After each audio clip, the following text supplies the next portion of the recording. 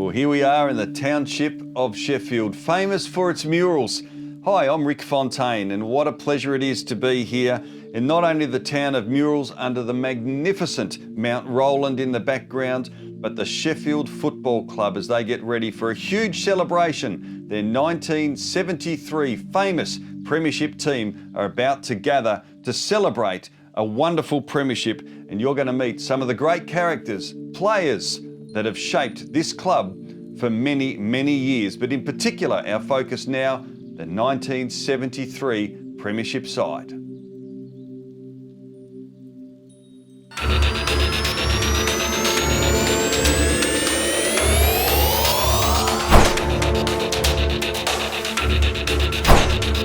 Oh yes, Matty Sullivan! Sheffield come on the ground, led by Captain Diprose.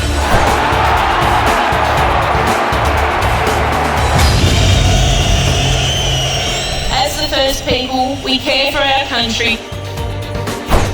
Oh, you beauty! You bloody beauty!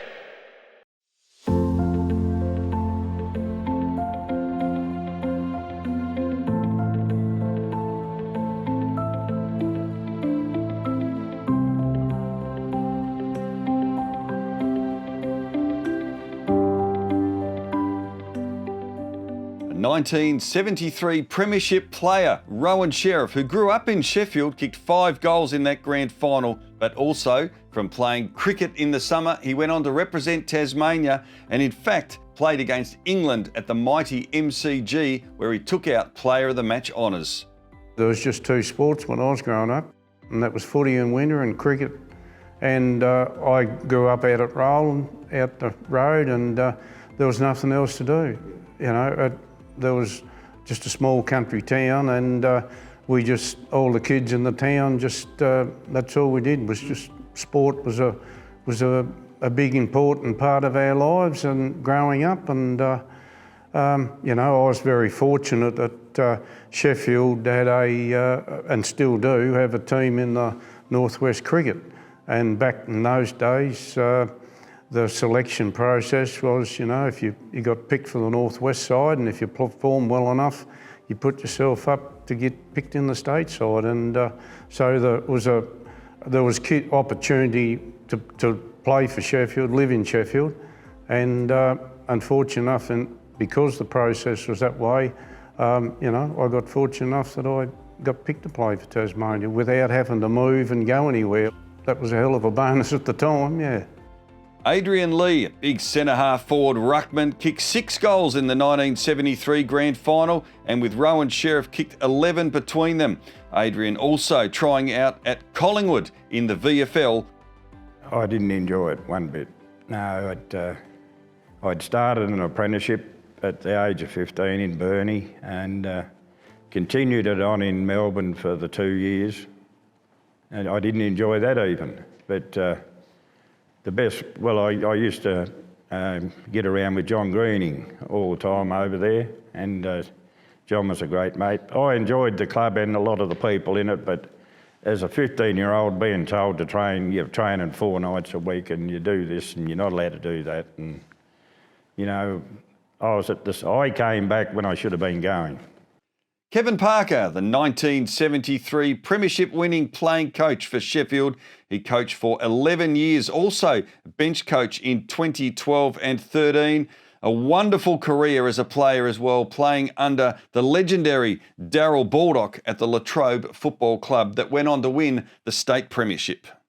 Tell us about your memories of that day, because it's a famous club that was inducted into the AFL Tasmania Hall of Fame.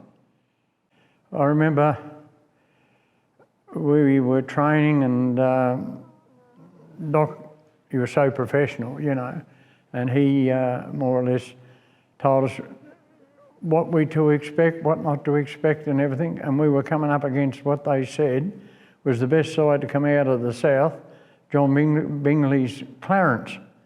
And so we thought, oh, well, you know, we'll see what we can do, and we'll have a go at it.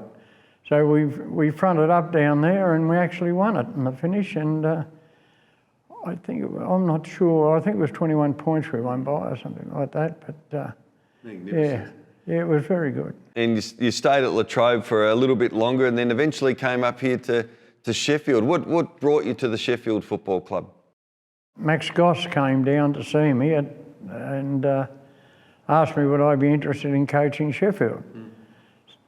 So I had to think about it, and I said, okay, we'll give it a go and see what happens.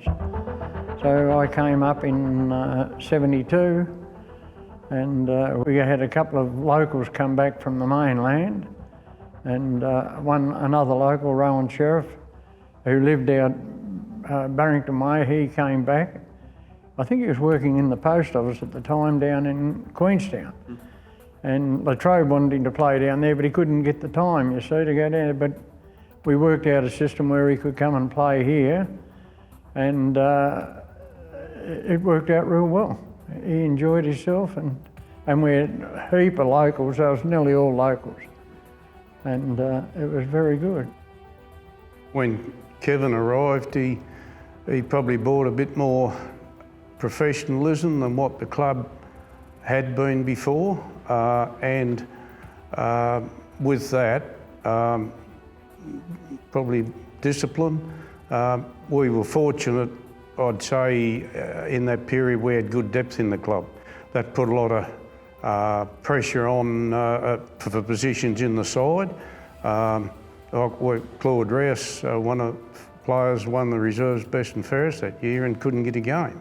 So there was always that, and because of that, Kevin was able to, as I said, bring discipline in, and if you didn't train, you didn't play, you didn't get a game, and that just made competition for the spots. Everyone had to continue to play well, or you didn't get a game, and I think that was very important.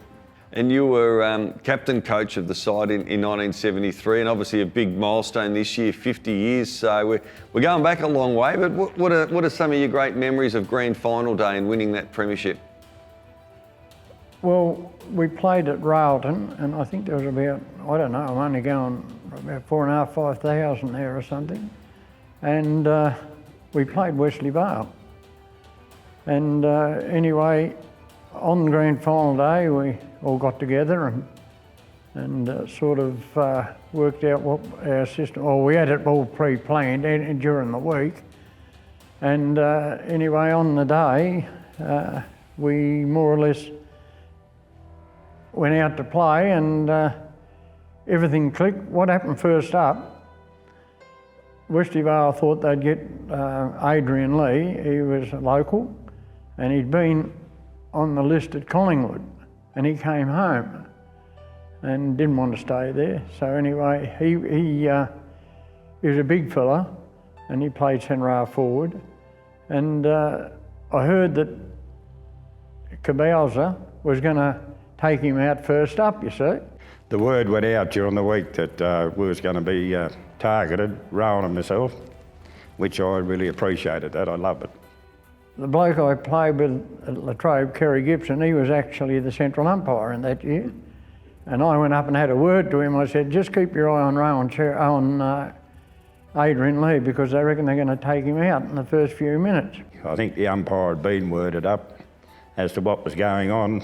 What happened was he went to bounce the ball, and actually Cabauza did give ADRIAN LEE a punch. We wouldn't have been within 1 minute, and bang, I copped one straight away and got the free kick. So instead of bouncing the ball, he took the ball down to ADRIAN LEE, set him up, had a shot at goal and kicked the first goal. And turned around and kicked the goal, and I think it might have been a good 60 metres out too, just quite It was a big bomb. It was a big bomb. I actually fluked one, so.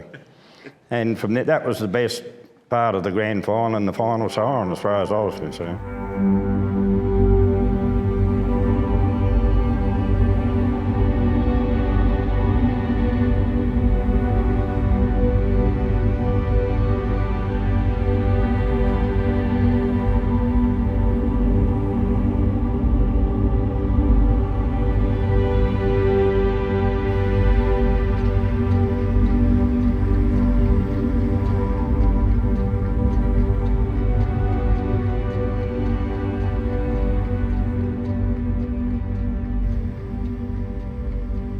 They were nervous, as you would expect, but once we got going, it was a really, really good effort. It was close all day, and just before three-quarter time, I went up for a mark, and I can't think of his name, the back pocket, cleaned me out, our back pocket, cleaned me up completely. We got away to a good start, and that was important, and as far as, I think in the last quarter we were probably close to 40 points in front one stage, and I think Wesley Bale kicked 2 or 3 late goals and got, I don't know what the difference was in the finish, about 15 to 20 points or something, but from memory we sort of controlled the game most of the day, and got the result we was looking for. I was more or less out of it at three-quarter, but we come good, and I think we won finally by 13 points, I think it was, in the finish. I have not forgot one second of it. You obviously didn't drink too much then. No, not really. The Sunday was a bigger day than the Saturday night, actually. Yeah, but the town hall was just hysterical. The place was absolutely packed. And one of the local lads decided to strip off and run around through the hall, and the police arrived, and it was his father-in-law, the policeman. He went in one door and out the other, and they ended up getting him. The father-in-law was not happy, I can tell you. There's one thing that one of the gentlemen of the town, Bob Gibson, he had the news agency for years and years, and he'd retired, and his son, Peter, had played in the previous premiership, and he brought his dad down that night, and I always remember old Bob coming over and congratulating on winning the premiership, and he just looked around and he said, "This is fantastic for the town. Look around here, all the people, you win something, when the sporting teams win something, it just brings the town all together," and there was people everywhere celebrating. And that's the way it was. Everyone was one. And I never had individuals. Everything we did together, and sort of made it a family club. And that's the way it's been, I think, since. And it's bloody good.